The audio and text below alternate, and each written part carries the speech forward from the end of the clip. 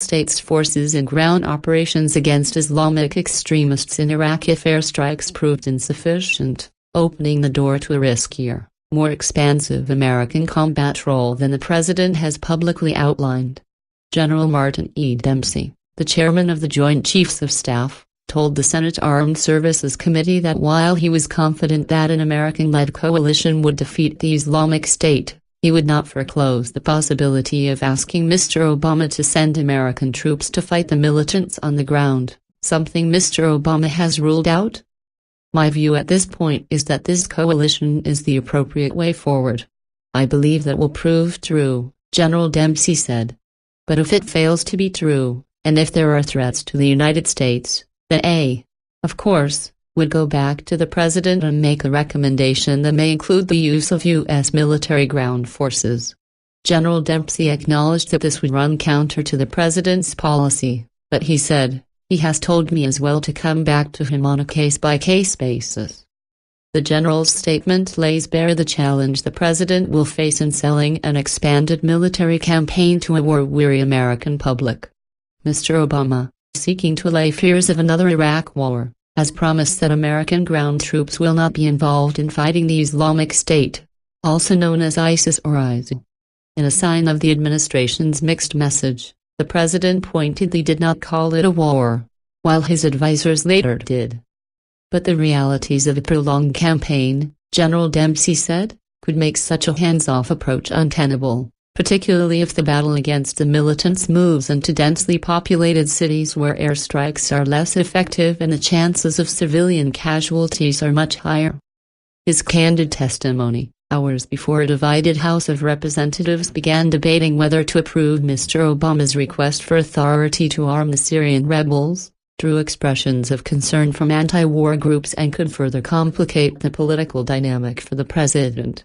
The White House insisted on Tuesday that Mr. Obama was not shifting his policy and that General Dempsey was not out of sync with his commander-in-chief.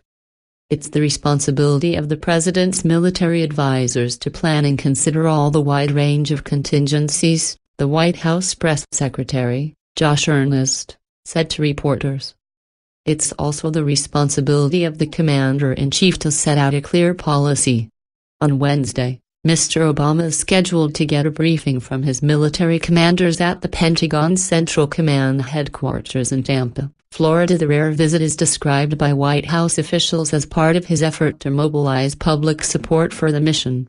But it is also calculated to soothe tensions with the military over who is in charge of the operation after Mr. Obama named retired General John R. Allen to be his special envoy to the coalition of countries fighting the Islamic State. General Allen will be based at the State Department. Already, Mr. Obama's policy has been tested by his commanders. General Dempsey said General Lloyd J. Austin III, who oversees the Central Command, had recommended putting Special Operations troops on the ground to direct airstrikes during a recent campaign by Iraqi and Kurdish forces to retake the Mosul Dam from the extremist militants. Mr. Obama rejected that recommendation, and General Dempsey said the United States used technology, a drone known as a rover, to compensate for not having its own advisors on the ground. The American advisors remained in the Kurdish capital, Erbil. The challenge will come, General Dempsey said, when Iraqi and Kurdish forces try to drive the militants out of densely populated urban areas like Mosul.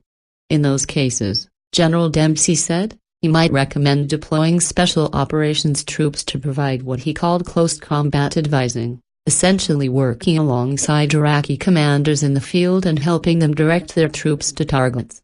While the Americans would not fire weapons themselves, military experts said there was little practical distinction between the role General Dempsey described at the hearing and actual combat. "We've already got ground forces introduced, and they are performing combat missions," Paul D. Eaton, a retired Army general who helped train the Iraqi security forces and is now a senior advisor to the National Security Network, said on Tuesday. "I applaud the general for his candor. That will help the president in the debate greatly." Defense Secretary Chuck Hagel testified along with General Dempsey, but their appearance appeared to do little to dispel concerns on Capitol Hill.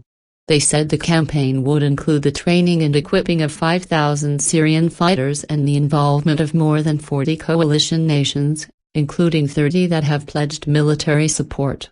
Members of the committee sounded far from convinced that the plan would succeed. Senator John McCain, Republican of Arizona, said he doubted that 5,000 Syrian fighters, who could not be trained for months, would be able to fight off more than 30,000 Islamic State combatants. To many of us that seems like an inadequate response, he said. Members of the committee sounded far from convinced that the plan would succeed. Senator John McCain, Republican of Arizona, said he doubted that 5,000 Syrian fighters, who could not be trained for months, would be able to fight off more than 30,000